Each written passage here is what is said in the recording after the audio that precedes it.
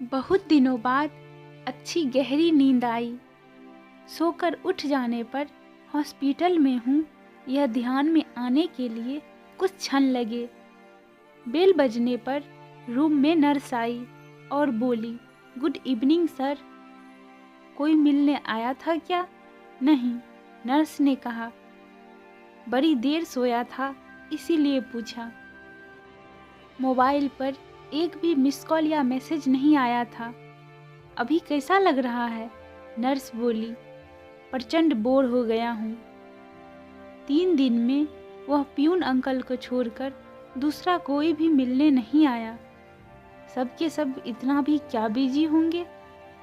अपना कोई हॉस्पिटल में है, इसकी कोई चिंता है कि नहीं? नर्स बोली। पर मैंने जवाब नहीं दिया उसे। सॉरी, मैं ज़रा ज़्यादा बोल गई। नर्स बोली। जो सच है वही तो बोल रही हो आप, मैंने कहा। ब्लड प्रेशर चेक करते समय 2-3 टाइम सॉरी बोलकर नर्स चली गई। वैसे नर्स का बोलना मन को लगा। 2 शब्द बोलने के लिए नज़दीकी कोई नहीं था, प्यार से बोलने वाला कोई नहीं था। बहुत बुरा लगता था। एकदम से रोना आ गया।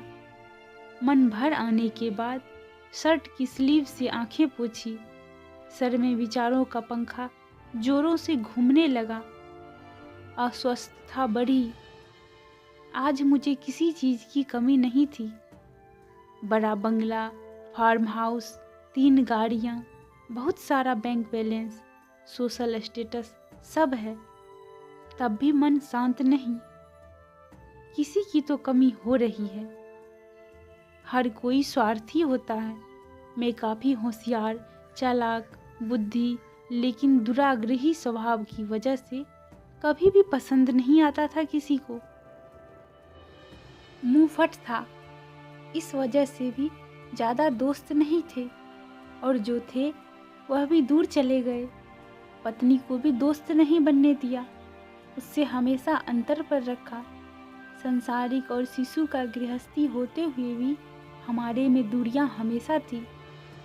पैसों की वजह से बुढ़ापे में माँ पापा के मन को दुखाया। बड़े भाई को फंसाकर सारी संपत्ति खुद के नाम कर ली। इतना सब करने के बाद क्या मिला? ज़्यादा पैसों के साथ विकृत समाधान और कांटे जैसा चुभने वाला अकेलापन। यह सब विचार से सिर घूम रहे थे। खुद पर बहुत गुस्सा आ रहा था। मन हल्का करने की इच्छा हो रही थी। पत्नी को फ़ोन किया, पर डिस्टर्ब मत करो, और कुछ चाहिए होगा तो मैसेज कर देना, ऐसा बोलकर उसने फ़ोन काट दिया। जवानी के दिनों में भी साथ नहीं रहने वाले बेटे से बोलने का तो सवाल ही नहीं उठता। फ़ोन नंबर देखते समय भैया के फ़ोन नंबर पर नज़र रुकी। वापस यादों की भीड़। भैया का नंबर डायल किया, पर तुरंत कट कर दिया। वजह? हमारे बीच का ना बोलना। 3 साल पहले हमारा बहुत बड़ा झगड़ा हो गया था। उसके बाद बड़प्पन दिखाकर भैया ने सब कुछ भूलना चाहा, पर मेरा ईगो बीच में आ गया। इसीलिए अब मुंह खोलने की हिम्मत नहीं हो रही थी। तब भी बोलने का मन हो रहा था। बाद में हिम्मत करके नंबर डायल किया और आंखें बंद कर ली। फ़ोन उठाने के बाद भैया की आवाज़ आई। भैया, मैं बोल रहा हूँ। अभी तक नंबर डिलीट नहीं किया क्या तूने? छोड़, कैसा है तू? फ़ोन क्यों किया? तभी मैं भैया को बोला, आपका गुस्सा समझ सकता हूँ भैया। बहुत गलत बर्ताव किया मैंने आपके साथ। मीठी मीठी बातें करके फंसाया आपको। मन में जो भी था वह सब धार धार बोलने लगा। तभी भैया बोले, मुद्दे की बात बोल, गरे मुर्दे मत उखाड़। हमारे बीच अब कुछ भी नहीं बचा। भैया, ऐसा मत बोलो, मैं तो सिर्फ बोल रहा हूँ। आप तो पैसों के कारण भटक गया था मैं। भैया, मुझे भूल हो गई मुझसे, बंटवारा हो गया, अब कुछ भी बचा नहीं, मुझे माफ़ कर दो, मैंने बोला। पर भैया की तरफ से कुछ भी जवाब नहीं आया। मैं सुन रहा हूँ, बोल क्या काम था। मुझसे तो पहाड़ इतनी भूल हो गई भैया। तुझे कहा ना मुद्दे की बात बोल, जो हुआ वह सब भूल जाओ भैया। ठीक है, भैया बेमन से बोले, पर मैं बहुत ज़्यादा भावुक हो गया। तभी भैया बोले, तुम्हारा हो गया होगा तो फ़ोन रखता हूँ, आज तो स्पष्ट रूप से बोल क्या हुआ। तभी मैं बोला, हॉस्पिटल में अकेला पड़ा हूँ भैया। क्यों, क्या हुआ? भैया का आवाज़ एकदम से आया, बीपी बढ़ गई है, चक्कर आ रहे थे, इसीलिए भर्ती हुआ हूँ। डॉक्टर ने आराम करने के लिए कहा है। तभी भैया ने पूछा, साथ में कोई है क्या तुम्हारे? कोई भी नहीं है। दिन में 3-4 बार पत्नी और बच्चे वीडियो कॉल करके अपना कर्तव्य निभा रहे हैं। जो बोया वही पा रहा हूँ।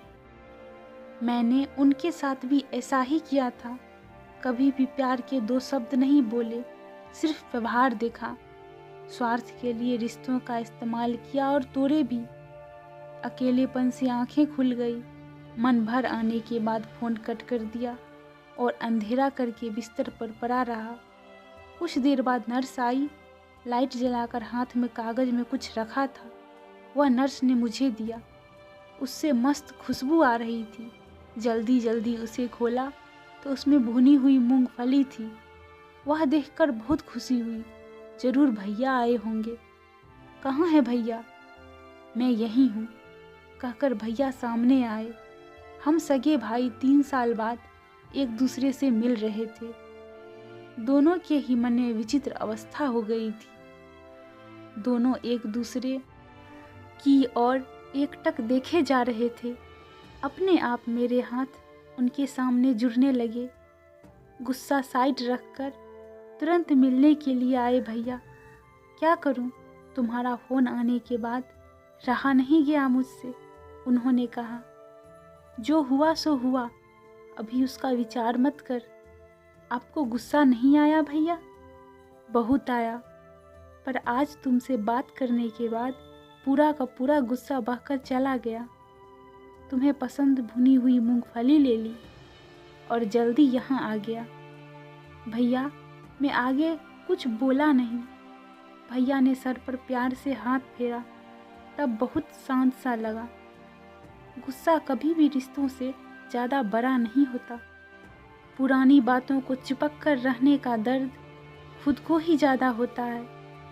एक बात हमेशा ध्यान में रखना, हमारा रिश्ता मतलब फेविकॉल का जोर भैया बचपन में देते थे, वैसे ही मूंगफली के दाने छीलकर मुझे देकर बातें कर रहे थे। वह भुने हुए दाने का स्वाद अफलातून था। अनजाने में कचरे की डब्बे पर ध्यान गया। उसमें मूंगफली के छिलके की जगह मेरा ही ईगो मुझे दिख रहा था।